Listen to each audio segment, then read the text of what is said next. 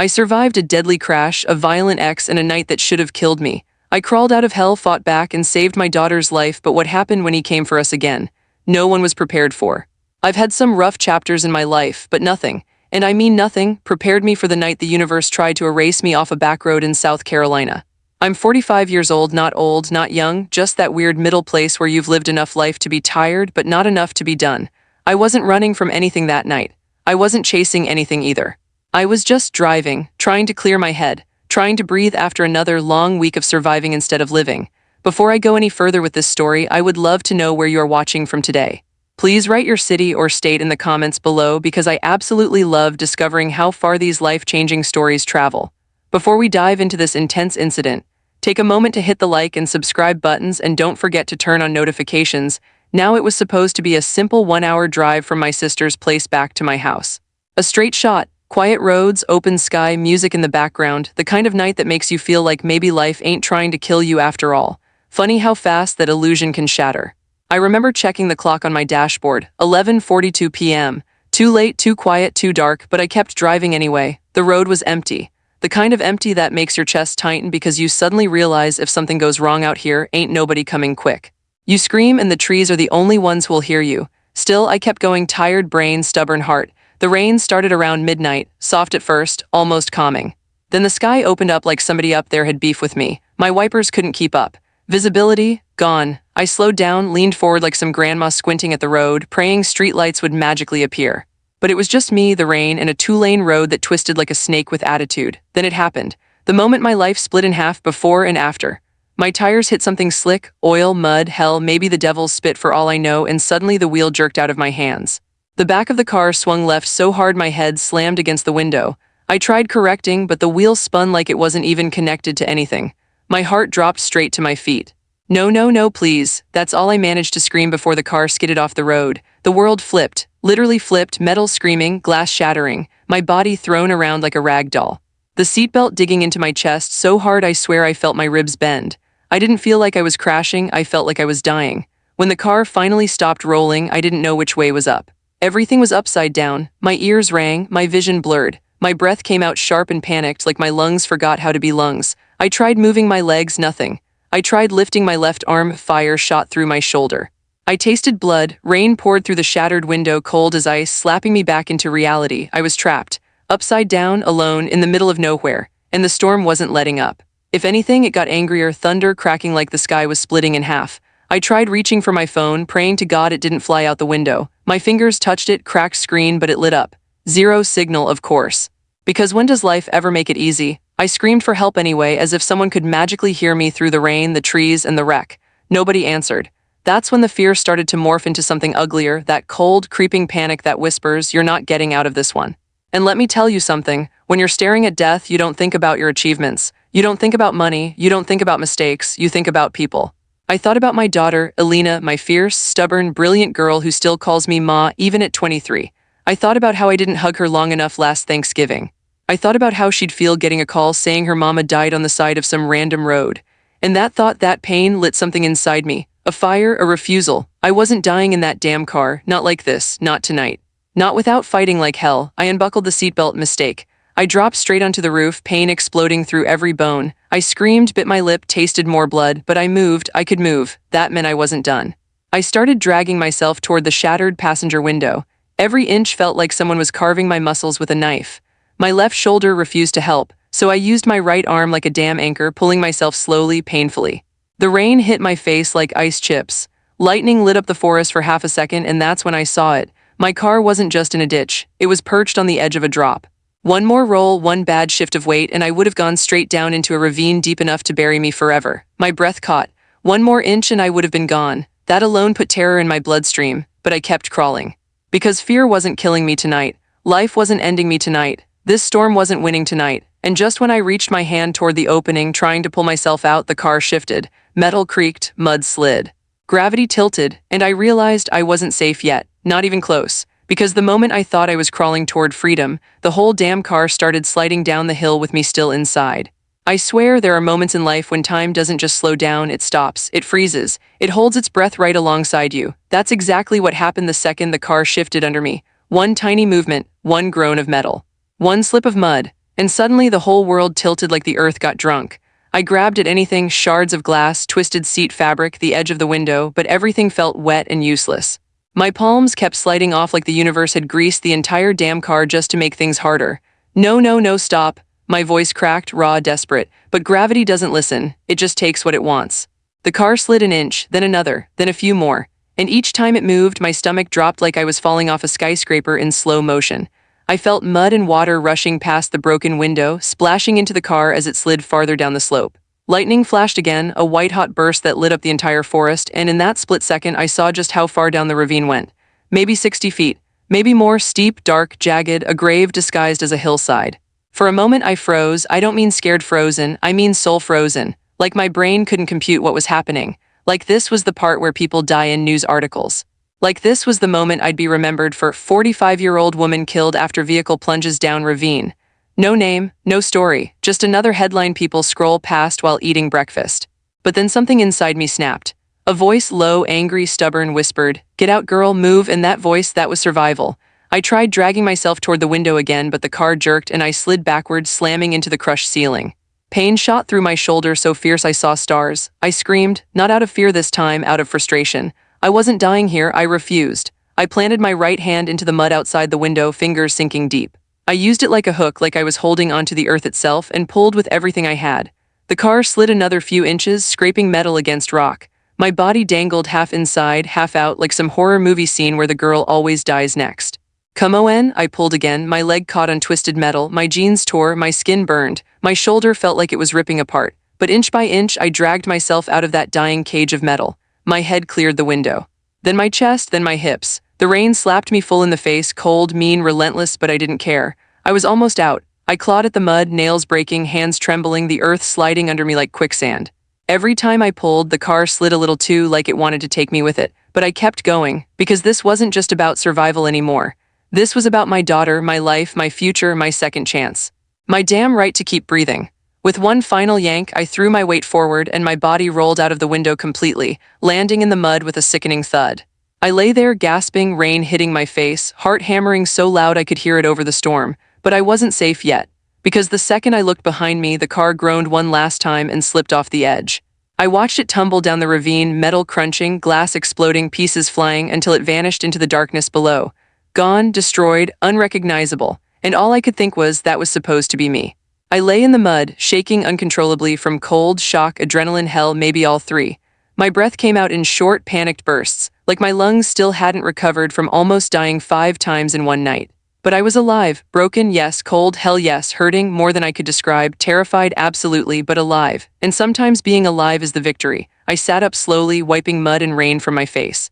My hair was matted to my cheeks, my clothes soaked through, my palms shredded and bleeding. The forest around me felt too quiet, even with the storm raging overhead. The kind of quiet that makes you feel like you're the last person left on earth. I tried standing, but my knee buckled and I collapsed to the ground with a cry. "Come on, girl, don't quit now," I whispered to myself. I forced myself onto my hands and knees, crawling through mud and wet leaves like some wounded animal. My phone was still in my pocket, cracked screen but still glowing. I checked again. No signal, my stomach twisted. But giving up wasn't an option, not after crawling out of a death trap. Not after nearly falling into a ravine. Not after everything I'd fought through. I looked up at the road, way above me, steep, muddy, nearly vertical. But it was my only way out. So I planted my bloody hands into the mud and started climbing. Every inch up that hill was a battle, my shoes slipping, my muscles screaming, my fingers digging into roots and rocks for any kind of grip. Rain kept washing me back down, gravity kept fighting me, pain kept screaming, stop. But survival whispered, keep going. And somewhere in that dark, hellish climb, something changed inside me. I wasn't crawling for safety anymore. I was crawling for my life, my whole life, everything I still wanted to do, everything I still hadn't finished, everyone I still loved. By the time I reached the top, I collapsed onto the asphalt, chest heaving, tears mixing with rain, body shaking uncontrollably. But I made it. Alive, bleeding, barely standing, but I made it. I lay there staring up at the dark sky, whispering, "God, please, I need help. I really need help." And that's exactly when I saw it, a pair of headlights, coming straight toward me. I didn't know if it was salvation or another disaster, but I lifted my hand anyway, because at that moment hope was all I had left. As those headlights came closer, I realized something was wrong, the car wasn't slowing down.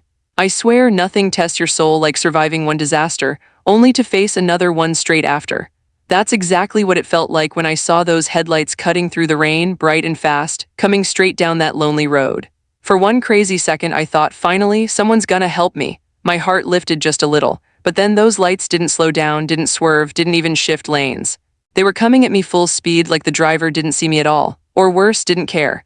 I forced myself up on my elbows, waving my arms, screaming, "Hey, stop. Please stop." My voice cracked through the storm, raw, desperate, barely audible over the wind, but the car kept coming. Closer, closer, closer. The sound of the engine drowned everything, the rain, the thunder, my heartbeat.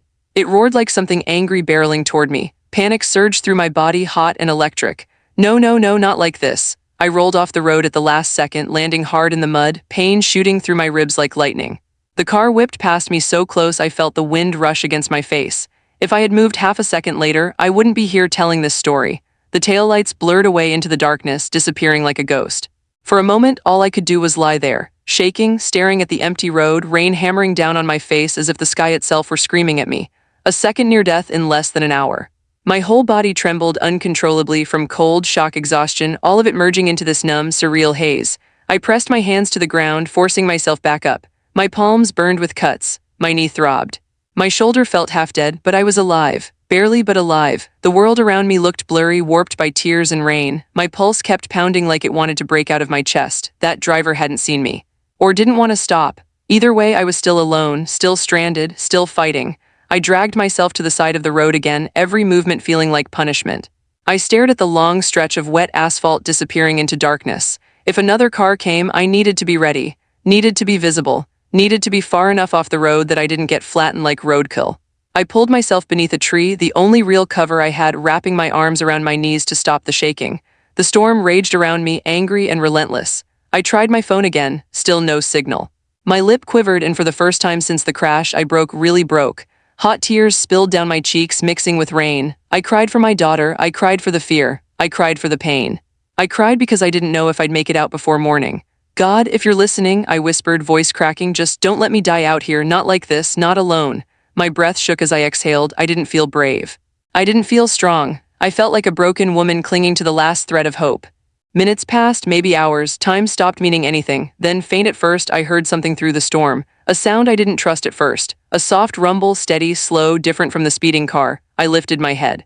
Another set of headlights, but this time they were moving slow, like someone actually watching the road. My breath caught. Please, please, God. The car rolled closer, not fast, not reckless, just careful. I pushed myself out from under the tree, wobbling, waving my arms again.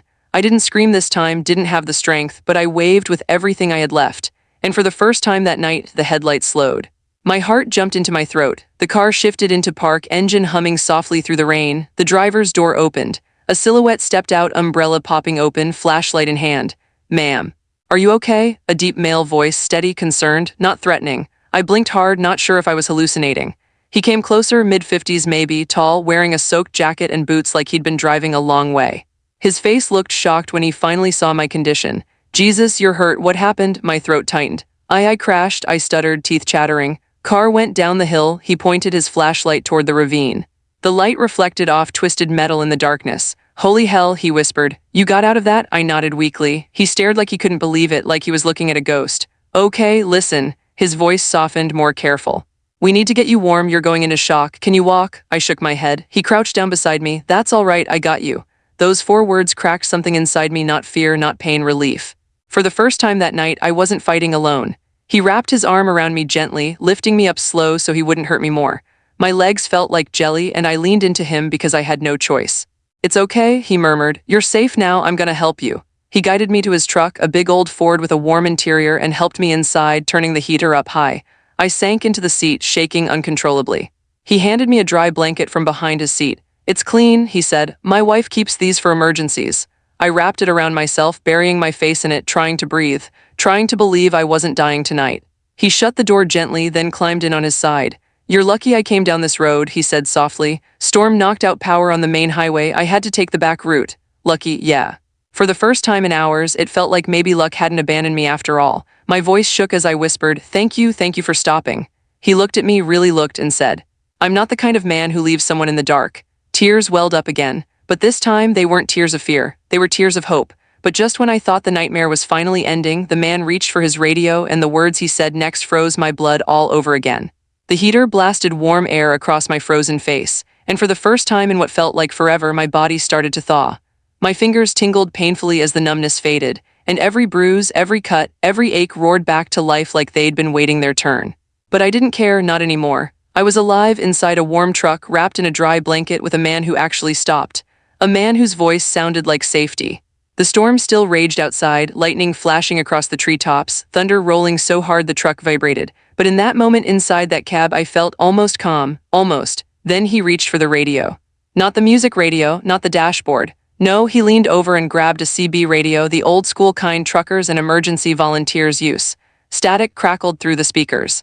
He pressed the button and said, "Dispatch, this is Unit 47, I've got a live one." A live one, the words punched straight through me. Live one, what the hell did that mean? Like he wasn't expecting a survivor. Like he found bodies all the time. My stomach knotted instantly. I turned my head toward him slowly. His face looked calm, but too calm, controlled, serious. "Don't worry," he said without looking at me. "I'm letting him know we're coming in." "Coming in where?" I swallowed hard. A voice on the other end crackled back faintly. "Copy that, 47, you found the driver?" "Yes, ma'am," he answered. Barely, cars totaled down the ravine. She clawed her way out. Silence. Then the dispatcher's voice came back softer. "She's alive." "Yeah," he said. "She's right here with me." The line went quiet again, the kind of quiet that says more than words ever could. Finally, the dispatcher said, "We lost 2 already tonight on that road." My heart stuttered. 2 already? Tonight? The man's jaw tightened. He didn't respond right away, just stared out at the rain like he was holding back something heavy.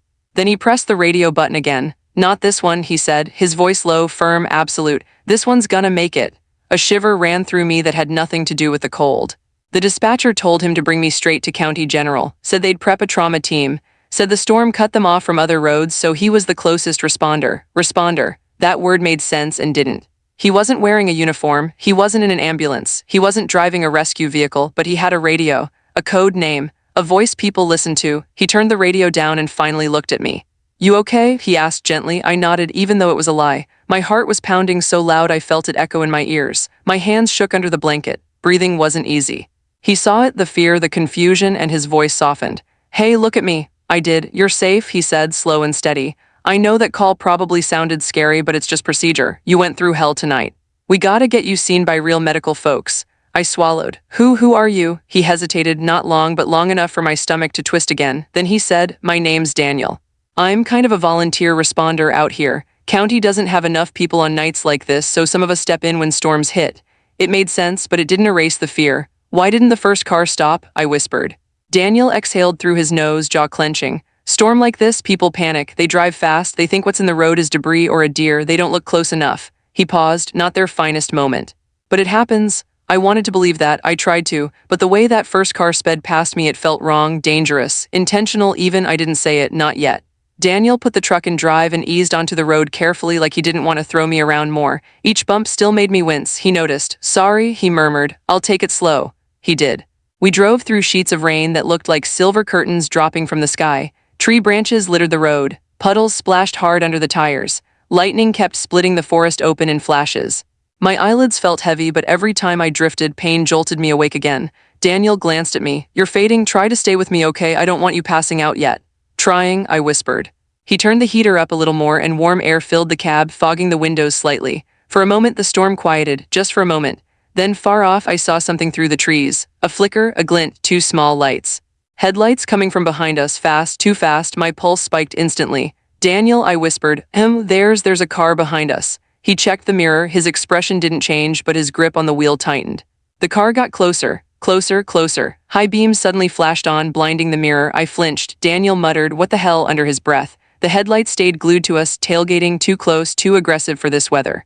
My throat tightened. "What if that's the same car?" I whispered. Daniel didn't answer because he didn't have to. My gut already knew. He pressed lightly on the gas. The truck picked up a little speed, so did the car behind us. Rain hammered the windshield harder. Thunder cracked. The forest blurred around us. Then, bam, the car behind us rammed into the truck's bumper. The impact jolted my entire body with sharp, unbearable pain. Daniel cursed loudly, gripping the wheel. "What the?" The car hit us again harder. My blood ran cold. This wasn't bad driving. This wasn't panic. This wasn't fear. This was intentional. Someone was trying to force us off the road. Someone who didn't slow down before. Someone who didn't want witnesses. Someone who didn't want me alive. Daniel's jaw tightened. "Hold on," he growled, eyes sharp, voice suddenly different, darker, protective, ready to fight. He slammed his foot on the gas. The truck lurched forward, the other car sped up too. My heart hammered so hard it hurt. "Why are they doing this?" I screamed. Daniel didn't answer, he just said, "Because they're not gonna take you." Rain. Thunder, speed, fear, all of it exploding around us as the truck fishtailed on the soaked asphalt. And behind us, the car kept coming. The next hit didn't just shake the truck, it pushed us straight toward the guardrail and the drop on the other side. I've felt fear before. Real fear, the kind that makes your chest go tight and your breath come short. But nothing, absolutely nothing, compared to the terror clawing through me as Daniel's truck skidded sideways toward the guardrail. Rain hammered the windshield like bullets. The wipers whipped back and forth, useless against the storm. Lightning tore open the sky for half a second, just enough for me to see it. A steep drop on the other side of that guardrail. Straight down, no chance of surviving it. The truck fishtailed hard and I grabbed the handle above the window so tight my knuckles went white. "Daniel," I screamed, but he already knew. He fought the wheel like he was wrestling the truck itself, muscles straining under his soaked jacket. "Hold on," he shouted back. The other car rammed us again, this time on the left rear corner, sending the truck spinning. My stomach lurched. The world blurred, trees, road, darkness, light, rain, all twisting in a chaotic whirl. My ribs slammed into the door. Pain shot through my whole side. We spun toward the guardrail. Closer, closer, closer. I heard Daniel growl, actually growl, as he yanked the wheel back, overcorrecting, kicking the truck sideways to stop the full spin. For one horrifying second, the truck slid parallel to the rail, inches from the drop. Metal screeched. Tires screamed. My heart nearly exploded. Finally, the wheels caught traction again and the truck jerked violently back onto the center of the road. I was thrown forward, my shoulders slamming into the dashboard. I cried out, breath ripped from my lungs. Daniel steadied the truck one-handed and slapped his other hand onto my shoulder. "You with me? Talk to me." I'm here," I gasped. "Oh God, Daniel, what do they want?" His jaw clenched. Rainwater dripped from his hair into his eyes. He looked furious. "I don't know," he said, voice shaking with adrenaline, "but they ain't getting you. Not tonight." Behind us, the headlights glared bright and unrelenting. This wasn't random. This wasn't storm panic. This wasn't an accident. Somebody had followed us. Somebody had been watching, and somebody wanted us off that road. "Why me?" I choked out. I don't know anyone out here." Daniel didn't answer right away. Not because he didn't want to, but because he had no idea either. He kept glancing at the mirror, watching the car in the darkness. I saw something else, a shape. The outline of the car, something I recognized, my breath caught. "That's the same car," I whispered. "The one that almost hit me earlier." Daniel's voice turned deadly calm. "Then they saw you, they realized you weren't dead on the road, and now they're trying to fix their mistake." The words hit me like ice. Someone wanted me dead. Someone was trying to finish the job they started when they blew past me. I felt my pulse in my throat, in my wrists, in my skull. "But why?" I whispered. Daniel shook his head. "We'll figure it out later. Right now, we survive this." He gunned the engine. The truck surged forward, tires spitting water, engine roaring against the storm, but the other car, it stayed right behind us, matching our speed, matching our moves. Stalking us like a predator that already tasted blood. Daniel's jaw clenched hard enough to crack teeth. "Hold on tight," he warned. "I'm taking the logging road." "What road?" He gestured right. Through the rain-blurred windshield, I saw it, barely a narrow dirt road cutting off the main one, disappearing into the thick trees. "It'll slow them down," he said, "but it'll slow us down too. Not if I do it right." Before I could argue, he whipped the truck to the right. The back end slid, gravel spraying in all directions, the truck bouncing violently as we hit uneven ground. I bit my lip to keep from screaming, but the pain shot through me anyway. Branches slapped against the sides of the truck. Mud splashed high, the headlights barely cut through the dark tangle of forest. Behind us, the pursuing headlights swerved, then followed. They were still coming. "Daniel," I yelled. "I know," he snapped. "I see them." We barreled deeper into the woods, the truck bouncing so hard my teeth clicked. Every bump felt like a punch straight to my ribs. My phone slid off my lap. I grabbed it. Zero signal again. The storm only made the logging road worse, waterlogged mud, deep ruts, fallen branches. Daniel fought the wheel constantly, correcting, adjusting, reacting in split-second decisions. "You've done this before," I said, breathless. "More times than I'd like," he muttered. The headlights behind us cut through the trees again, closer than ever. They weren't letting up, not scared, not hesitant. Whoever was behind us was determined. The road narrowed sharply and Daniel swerved around a downed tree. The other car didn't swerve fast enough. It clipped the trunk, a loud metallic crunch echoing through the woods, but it didn't stop. It kept coming. My heart crawled into my throat. "Daniel, I don't think they're scared of crashing." "I know," he said quietly, "which means they're either desperate or insane." Thunder cracked so loud the sound shook the truck. The road curved left sharply. Daniel braked hard. The truck slid sideways, spraying mud like a tidal wave. He countersteered, fighting for control, but the curve was too steep. The truck skidded toward a ditch, a deep one filled with rushing water. "Daniel," I cried, "I got it." He slammed the wheel the other direction, spinning the truck just enough to straighten it, but the skid didn't stop. We kept sliding, closer, closer, closer to the ditch. My nails dug into the seat. The roar of water filled my ears. If we fell into that ditch at this speed, suddenly the truck rocked violently from the left side. The other car had rammed us mid-skid. We spun. Rain, trees, darkness, water. All a swirling blur as the truck whipped around in a full 180. I screamed. Daniel yelled something I couldn't hear, then crash. The truck slammed sideways into something massive. Everything went white for a moment. My body jerked. Pain exploded through my ribs, neck, shoulder. Something sharp tore at my side. I gasped for breath, couldn't find it, my lungs burning, the world tilting. The truck had hit a huge tree. Hard, my head rang with a piercing buzz. My vision flickered, I blinked. The other car stopped behind us, headlights glowing through the rain like eyes. Watching, waiting, Daniel cursed under his breath, checking on me. "You okay?" he rasped. "And no," I whispered, barely able to breathe.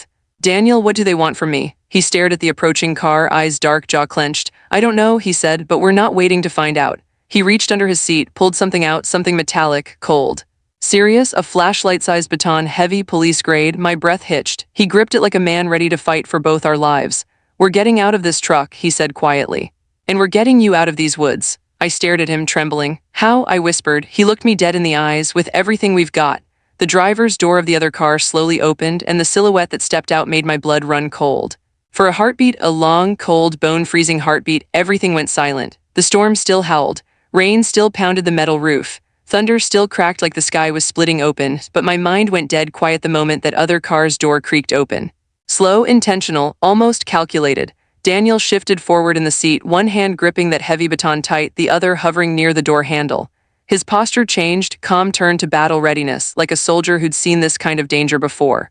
My breath caught in my chest. I stared through the rain-blurred windshield. The headlights behind us cast a long, warped silhouette on the wet ground. A shape stepped out, tall, broad, wearing a dark hooded rain jacket. I couldn't see their face, just the silhouette against those bright headlights, the rain trickling off the hood, the slow, confident steps toward our truck. Something primal in my body screamed, "This person isn't here to help. This person is here to finish something." Daniel whispered, "Stay down, don't move unless I tell you to." My voice trembled. "Who is that?" He shook his head once. "I don't know. But they're not coming for conversation." The figure moved closer, boots sloshing through the mud. Steady, calm, not rushing, someone who wasn't afraid of us, someone who thought they had the upper hand. My finger dug into the blanket on my lap. My breathing grew uneven. Every instinct inside me screamed run, but my body was too weak, too battered, too stiff from the crash. The pain pulsed through my ribs with each breath. My shoulder throbbed like it was on fire. Daniel reached over slowly and unbuckled my seatbelt for me. "Listen," he said softly. "If this goes bad, you crawl out on your side and head for the trees. Don't look back, don't wait for me, understand?" My throat tightened. "Daniel, I can't leave you. You can and you will," he snapped, not unkind, but with urgency. "I didn't drag you out of death's mouth just to let you fall back in." My eyes burned, my chest ached. Before I could answer, there was a heavy thud against Daniel's window. The shadow had reached us. The figure stood inches from his door, head tilted, staring in through the glass like they already knew what we looked like. Rainwater drizzled down their hood, dripping onto the window in slow, eerie streaks. Daniel tightened his grip on the baton. The person raised a gloved hand and slowly ran one finger down the window, dragging a streak through the rain. My stomach flipped, then they leaned in closer. Through the glass, I saw a faint outline of a smile, a slow, cold, knowing smile. Then knuckles tapped softly against the window, like they were knocking on a neighbor's door. 3 taps, even, calm. Unhurried, Daniel whispered, "Do not make a sound." But my heart was pounding so loud I was sure the whole forest could hear it. The figure stepped back a little, just enough to be fully visible between the headlights. Their hand moved into their jacket. Slow, deliberate, Daniel muttered, "Shit." The figure pulled something out. I braced myself, expecting a gun, a knife, anything, but it wasn't a weapon, it was something worse, a phone. The figure lifted it, clicked the side, and the screen lit up with my face. A photo of me. My heart stopped, my breath hitched so hard it hurt. My picture, my face, not from tonight, not accidental. This was a picture from earlier, from months ago, taken in daylight, from social media maybe, or somewhere I never noticed. They had been watching me long before tonight. The figure held the phone up like a message. "I know who you are." My skin went ice cold. Daniel reacted instantly. He shoved the truck door open hard. The door slammed into the hooded figure with a sickening smack, knocking them backward into the mud. "Gio," Daniel yelled at me. "Now. Move," I scrambled, wincing, breath hitching from the sharp pain slicing through my side. My hands shook violently as I tried to pull myself toward Daniel's side of the truck. But the figure was already scrambling up fast, too fast. Daniel jumped out of the truck, baton raised. The figure lunged at him. They collided in the rain, slipping on mud, silhouettes wrestling against the storm. Daniel swung the baton, metal cracking against the attacker's arm. They grunted but didn't drop. This wasn't just some random person. This was someone trained, someone strong, someone who didn't care about getting hurt. Daniel yelled, "Run." "Run now?" I dragged myself across the seat and shoved the door open on my side. Pain shot up my ribs. My knees buckled as soon as my feet hit the mud. I collapsed to the ground, gasping for air. The fight behind me grew louder, grunts, blows, heavy footsteps slipping in the mud. I pushed myself up, grabbing a tree root, using it to steady myself as I crawled toward the dark line of trees. Lightning flashed, and I saw them. Daniel and the hooded figure locked together, both soaked, both covered in mud. The attacker swung something, a heavy object, maybe a rock, and Daniel barely dodged, stumbling as the object smashed into the truck behind him. I choked on a sob. "Daniel," he shouted without looking at me, "don't turn around, Gio." My legs shook violently, threatening to give out with every step, but I forced myself forward. Into the woods, branches whipped at my face. Mud sucked at my shoes. My breath was ragged, shallow, like my ribs were collapsing each time I inhaled. Behind me, the sounds of the fight faded, replaced by the roar of rain and the rustle of the forest, but not for long. Because a new sound cut through the storm, footsteps, heavy, fast, closing in behind me. My blood froze. It wasn't Daniel. Daniel was yelling somewhere far back, but the footsteps chasing me were from someone else, someone who wasn't hurt. Someone determined, someone who knew these woods. I stumbled forward, heart slamming inside my chest, vision blurring from tears and pain. The footsteps were getting closer. Closer, closer. "No," I screamed into the storm. "Leave me alone." Lightning lit up the woods again, and in that flash I saw him, the hooded figure running through the trees, coming straight for me, not slowing, not hesitating, not stopping until I stopped breathing. I tripped over a fallen branch, collapsing hard into the mud. Pain shot through my whole body. I clawed at the ground, trying to push myself up, but he was almost on me. 5 feet, 4, 3, my mind screamed one word: help. And just when the figure reached out to grab me, a hand shot out from the side, grabbed my wrist, and yanked me behind a massive tree trunk. A voice hissed in my ear. "Don't move." When I looked up, it wasn't Daniel who pulled me into the dark, it was someone I least expected. For a moment I didn't breathe, didn't blink, didn't even exist. All I felt was a hand clamped around my wrist and a body pressed beside me, pulling me tight behind the thick trunk of an old oak tree, shielding me, hiding me, holding me still like the wrong move could get me killed. Rain pounded the forest floor. Lightning flashed again. Thunder rolled so hard it shook my ribs. I pressed my back to the bark, terrified to look, terrified to breathe. The hooded figure was just feet away, scanning the darkness, searching for me. I could hear his breathing, slow, controlled, focused, a predator, not a panicked attacker, and I was prey. The hand gripping me tightened, not painful but firm, protective, almost urgent. Then a low whisper brushed my ear: "Stay quiet. Don't look at him." The voice wasn't Daniel's, not even close. It was soft, rough, familiar, too damn familiar. I swallowed hard and turned my head an inch, just enough to see the outline of the person who'd pulled me behind the tree. And when my eyes adjusted in the darkness, my entire world cracked open. "Oh my God," I whispered. "Alina, my daughter, my baby." My 23-year-old daughter was crouched beside me in the middle of the storm-soaked woods, soaked to the bone, hair plastered to her face, breath shaking, eyes wide and terrified. "Mom," she whispered, grabbing my cheeks with trembling hands. Her voice broke instantly.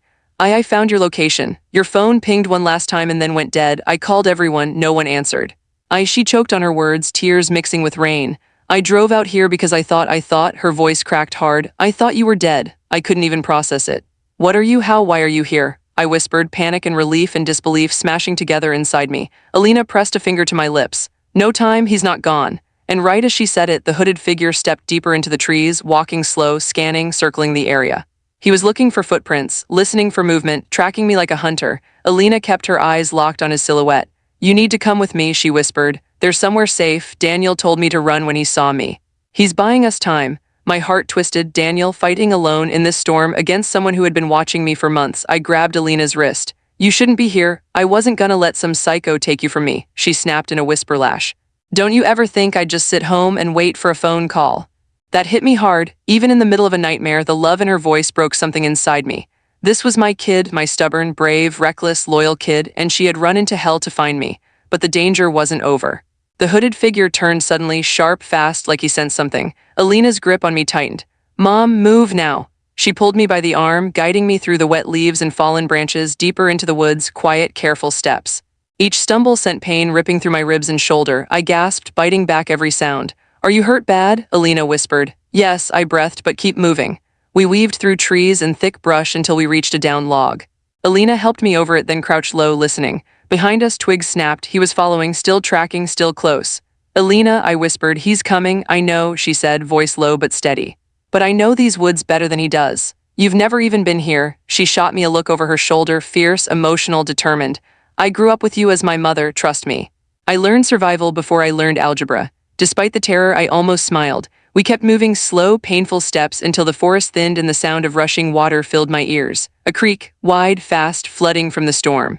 Alina stopped at the edge. "We cross here," she said. "It'll hide our trail." I stared at the water swirling violently. "Alina, I can't, my ribs, my shoulder." "You're not going alone," she whispered, looping my arm over her shoulders.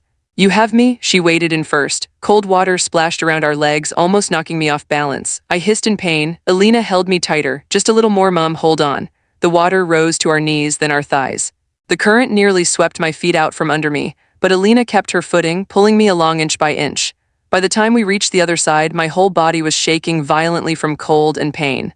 Alina gasped for breath. "We're okay," she whispered. "We're okay." A branch snapped behind us. We froze, both of us turned slowly, hearts in our throats. And on the opposite bank, silhouetted against the lightning, the hooded figure stood at the edge of the creek. He hadn't lost us, he hadn't slowed. He was still coming, stepping into the water, one slow foot at a time. Alina's voice cracked in panic. "Mom, run, run." I tried, God knows I tried, but my legs buckled and I dropped to one knee. "Mom, get up." I can't." Alina grabbed both my hands, hauling me up with strength she shouldn't have had. But behind us, the water splashed louder, heavy footsteps, approaching fast. He was crossing, closing the distance. Alina screamed, "Help, somebody help us." Her voice echoed through the trees, wild, terrified, desperate. And then, from somewhere behind us in the darkness, a voice shouted back, "Elena, move." Daniel, alive, close, running. Rushing toward us with rage in his voice and something heavier than a baton in his hand. Alina yanked me forward, but the hooded figure was almost across, almost close enough to grab me. Almost. Another flash of lightning lit up the forest, and we saw him clearly for the first time. His face, his eyes, his expression. And the shock hit me so hard my breath stopped. I knew him, I knew his face. And the realization tore through me. This nightmare didn't start tonight. It started long before, because the man chasing me wasn't a stranger at all. Lightning cracked across the sky like God himself ripped open the clouds, and for a split second the whole forest lit up white. That was the moment I saw his face. Clear, unmasked, undeniable. My heart didn't just stop, it fell. Because the man chasing me, the man trying to run us off the road, the man who nearly killed me tonight, was my ex-husband, Michael.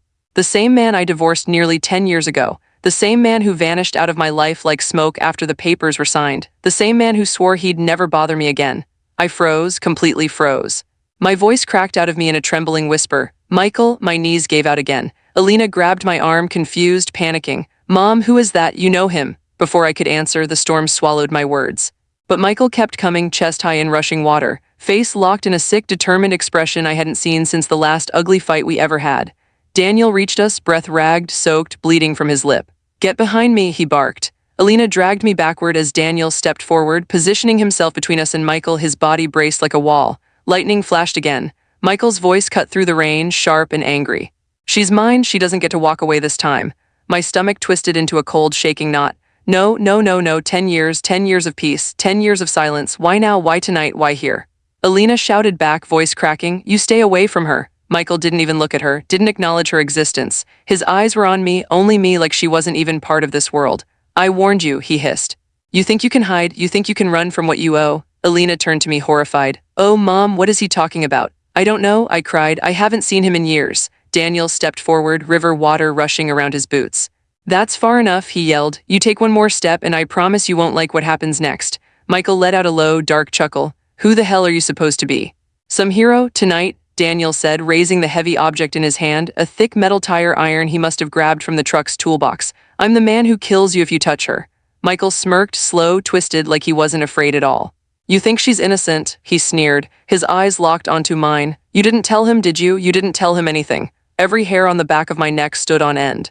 "Michael," I whispered, shaking, "I don't know what you want." He cut me off, yelling over the storm. "Yes, you do." His voice cracked like thunder. "You took everything from me, you ruined me, and now you think you get a happy little life.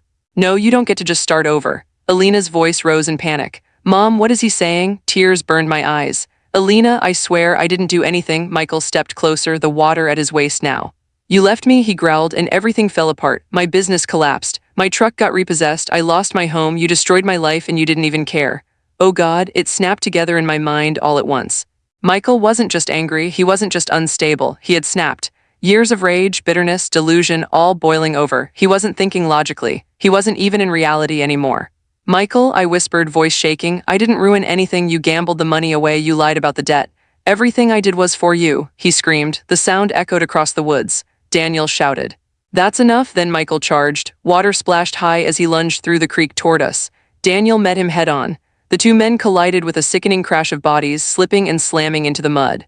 Alina screamed, pulling me farther back. "Mom, move, Gio," but my leg buckled again. Pain ripped through my ribs. I stumbled, gasping. Daniel swung the tire iron, metal cracking against Michael's forearm. Michael roared but didn't fall. He launched himself at Daniel, tackling him into the muddy bank. They rolled violently, fists and elbows flying. I watched, helpless and shaking. "There's a path," Alina cried, pointing behind us.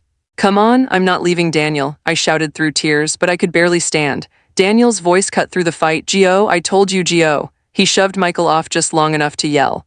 "I'll catch up, Gio, now," but Michael lunged again, grabbing Daniel by the jacket, dragging him down into the creek. They slipped under the water, thrashing, choking, fighting. "Daniel," I screamed. Alina tugged me desperately. "Mom, we have to move," lightning flashed. I saw Michael's hands around Daniel's throat, Daniel struggling for air, both men slipping deeper into the current. "No, no," I sobbed. I can't leave him," but Alina grabbed my face, tears streaming down her own cheeks. "Mom," she cried, voice breaking in two, "if he dies trying to save you, but if we stay, we all die." My heart shattered.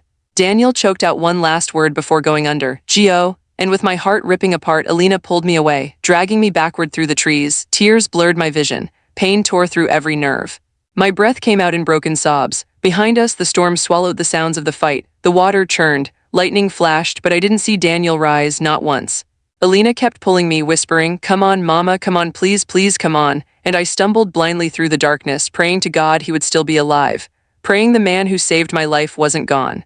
Praying this nightmare wasn't about to break me completely. But when Alina finally dragged me out of the woods, we weren't alone. Someone had been waiting.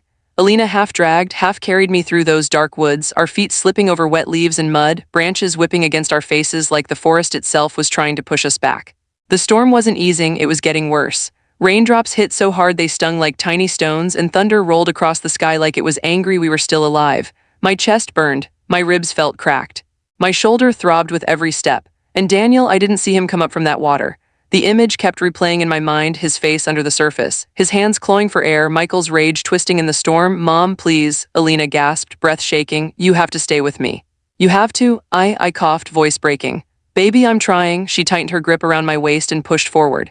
The trees began to thin, the darkness clearing just enough for us to see faint shapes ahead, silhouettes blurred by rain, standing near a dirt road. Alina froze mid-step. Her fingers dug painfully into my arm. "Oh God," she whispered. "Mom, someone's there." My heart crawled up into my throat. "No, not again, please." We crouched low, hiding behind a bush dripping with rainwater. I fought to steady my breathing, but every inhale stabbed my ribs.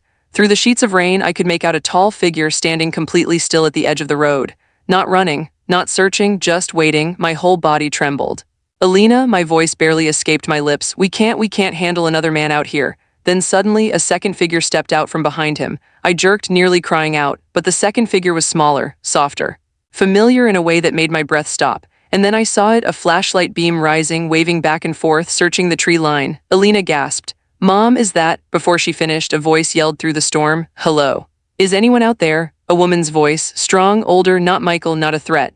The first figure turned slightly, and the headlights from a parked SUV flashed across his face for half a second. My heart stopped. "Daniel?" Alina's eyes widened. "No way, he's alive, standing, breathing, bruised, soaked, bleeding, but alive." A choked sob escaped my throat, relief so overwhelming my knees gave out. Alina grabbed me, lowering me gently. "Mama, it's him, Mom, he's alive." We stumbled out of the tree line, falling into the open. "Alina," I whispered, "call him," but she didn't have to. Daniel had already turned. The second he saw us, his entire body shifted like a man seeing sun after being trapped underground. "Hey," he shouted, rushing toward us, limping, mud dripping from his clothes. "Hey, over here." The older woman, short gray hair plastered to her forehead, wearing a volunteer rescue vest, followed close behind him, waving her flashlight. "Jesus, Mary, and Joseph," she murmured when she saw us. "You two look like you crawled out of a grave." Daniel reached us first. He didn't say a word, just grabbed my shoulders gently, scanning me, checking if I was conscious, breathing intact. "Are you hurt?" he rasped. "Talk to me." "Come on, talk to me." Tears spilled down my cheeks. You're alive," I whispered. "Daniel, I thought he cupped the back of my head lightly. "He almost did," he murmured, "but I promised you I'd get you out of here." And I meant that. My chest cracked wide open inside, a mix of relief, fear, gratitude, and something deeper I didn't know how to handle yet. Alina sobbed, hugging us both awkwardly, shaking uncontrollably. Daniel squeezed her shoulder. "You're one hell of a brave kid," he said softly, but relief only lasted 10 seconds, because the woman, the volunteer, spoke next. "Daniel, where's the other man, the one attacking you?" "Did he run?" Daniel's jaw tightened. His eyes went cold. "He didn't run." He turned slowly, staring back toward the woods, the direction of the creek. He's still out there. My blood ran cold. Alina grabbed my hand. No, no, no, Mom, we can't go back. The woman tried to pull us toward her SUV. Come on, let's get them to the hospital, but Daniel held up a hand, listening. The storm seemed to pause. The wind slowed for just a moment. The rain softened. A faint sound drifted from the trees, a crunch, a broken branch, footsteps. The volunteer woman's eyes widened. Oh hell, Daniel stepped forward, shielding us instinctively. Get them in the SUV, he said quietly. Now, Alina helped me stand. But before we could reach the vehicle, a voice echoed out from the darkness. You think you can take her from me? Michael, still alive, still hunting. Still furious. Daniel positioned himself between us and the woods, raising the tire iron again. The woman whispered, terrified, we need backup. The storm knocked the radios, Daniel replied. We're alone. 3 beats of silence. Then a figure stepped out of the tree line, drenched, covered in mud, one eye swollen, lip bleeding. But smiling like a man who thought he'd already won. Michael stared straight at me, not at Daniel, not at Alina, at me, like I was some prize he was owed. You're coming with me, he growled. You don't get to run anymore. Daniel spat blood onto the ground, over my dead body. Michael's smile widened. That's the idea. He stepped forward, Daniel stepped forward. Lightning flashed, 2 silhouettes facing off in the rain. One to kill, one to protect. Alina pulled me behind the SUV, sobbing. Mom, we have to do something, but I couldn't breathe, couldn't move. Couldn't do anything but watch the 2 men step toward each other in the storm, the past and the present colliding in the mud. Michael lunged, Daniel braced. The fight wasn't over, not even close. Because this time, Michael wasn't coming for my life, he was coming for my daughters. And I felt it in my gut, in my bones, in the way his eyes shifted toward her in that last split second. This wasn't just revenge anymore. This was obsession, this was possession, this was a man unhinged. And Daniel knew it too. He didn't just fight for me, he fought for her. Lightning lit up the sky and they clashed in the mud like 2 forces of nature. The moment Michael reached for Alina was the moment I realized I wasn't as helpless as I thought. I used to think survival was about strength, about muscle, about who hits harder or runs faster. But standing there in the storm, bruised, bloodied, barely breathing, watching Michael charge toward my daughter, I learned the truth. Survival isn't about strength, it's about love. Raw, fierce, unbreakable. And there is nothing stronger than the love a mother has for her child. Lightning split the sky in a violent flash. Michael lunged toward Alina, eyes wild, teeth clenched, hands reaching like claws. Daniel intercepted him, slamming into the side of his ribs with the tire iron. The crack echoed so loud I flinched. Michael stumbled but didn't fall. That man was fueled by something twisted, rage mixed with obsession. He shoved Daniel back, punching him hard in the jaw. Daniel staggered, falling to one knee. Alina screamed. Stop, just stop. The volunteer woman tried to pull her into the SUV, but Alina fought her, reaching for me. Mom, come on, but I was frozen. Not from fear, from realization. If I stayed behind that SUV, if I waited for someone else to save us, someone would die tonight. Maybe Daniel, maybe Alina, maybe me. And in that single, brutal moment of clarity, something ancient and fierce lit up inside me. A part of me I thought died years ago. A part Michael stole from me in our marriage, the part that never got to fight back. Not tonight. Not anymore. I wiped blood from my lip, forced my legs to stand, and whispered to myself, no more running. Michael shook off Daniel's blow and lunged again, straight toward Alina. Daniel roared, tackling him from the side, both men slipping and crashing into the mud. They rolled, fists flying, elbows smashing, their bodies a violent blur in the storm. Michael grabbed a rock, big, jagged, and raised it high. No, I screamed. Alina screamed too. The volunteer woman gasped, stumbling back. Michael swung, Daniel caught his wrist midair, veins bulging with effort, teeth gritted in agony. They struggled, faces inches apart, both drenched in rain and rage. Michael snarled, you should have stayed out of this. Daniel spat in his face, I don't walk away. And that was when I saw it, next to the SUV tire.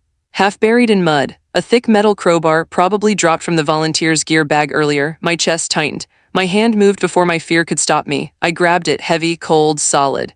Lightning flashed again, white and blinding, painting the entire scene in harsh light. Michael didn't see me, not yet. He shoved Daniel off, raising the rock again, aiming for Daniel's head this time. Daniel was dazed, bleeding. Barely able to lift his arms. Alina screamed, Daniel, get up. Michael roared, this is your fault, not hers. And then he turned his head just enough for me to see his eyes. Those same eyes that used to terrify me years ago. Filled with the same need to control, to destroy, to dominate. Those eyes were aimed at me again. And at Alina. My vision blurred with rage and pain and memory and fear, but above everything something else rose, a mother's fury. I stepped forward, my voice didn't shake. Michael, he froze, turned slowly. And when he saw me holding that crowbar, something flashed in his face, shock, fear, and then anger. You, he scoffed, you can't hurt me. You never could. He stepped toward me, 1 step, 2. Daniel tried to grab him, but he kicked Daniel back down, eyes glued to me. You're weak, he hissed. You've always been weak. You ruined my life, and now you think you get to fight back. Mom, no, Alina cried behind me, but it was too late. I wasn't weak, I wasn't scared, not anymore. I lifted the crowbar with both hands and said, voice raw but steady, stay away from my daughter. Michael lunged, I swung. The metal connected with his arm first, a sickening crack. He screamed, dropping the rock. I swung again, this time hitting his shoulder. He fell to one knee. You, he gasped, grabbing at me, but I stepped back, raising the crowbar again. No more, I shouted. Not tonight, he lunged for my legs. I slammed the crowbar down on the ground inches from his hand, the shockwave making him flinch. Daniel crawled up behind him and grabbed Michael around the waist, pulling him back in a tight chokehold. Michael thrashed, kicked. But he was losing strength, losing control. Finally, he collapsed forward into the mud, gasping, choking, shaking. Daniel held him down. The volunteer woman rushed in, pulling out zip restraints from her vest. Keep him still, she yelled. Daniel twisted Michael's arms behind his back with a force that made him scream again. The zip ties clicked shut. Michael was restrained, breathing hard, beaten. Done, I dropped the crowbar, my legs buckled. And I slid into the mud, sobbing. Alina ran to me, falling into my arms. Mama, Mama, oh my God, you did it, you saved us, you saved us. I held her tight, crying into her soaked hair. Daniel limped toward us, kneeling painfully in front of me. You okay? He whispered, touching my cheek lightly. I nodded barely. He let out a breath of pure relief. Good, he murmured. Because that was the bravest damn thing I've ever seen. The sheriff's deputies arrived 20 minutes later, called in by the volunteer once her radio found a signal again. Michael was arrested on the spot. They took statements, took pictures. Took the crowbar as evidence. They loaded me into an ambulance. Broken ribs, dislocated shoulder, head injury, hypothermia. Daniel refused to ride in the second ambulance. He rode with me, wouldn't let go of my hand. Alina crawled into the back and held my other one. For the first time in hours, I felt safe, truly safe. Now 3 months later, Michael is in prison. No chance of bail, no chance of coming near us again. I'm healed physically, emotionally, spiritually. And Daniel, well, he shows up every day, every appointment, every grocery run, every quiet morning coffee. One day he took my hand, kissed the back of it, and said, "You saved yourself long before I ever showed up." I cried for the first time, happy tears, because I finally believed him. I survived, Michael. I survived that road. I survived the storm. I survived myself, and now I'm not just living. I'm alive, truly, beautifully, fiercely alive. I didn't just survive the night that should have killed me. I became a woman no storm could ever break again.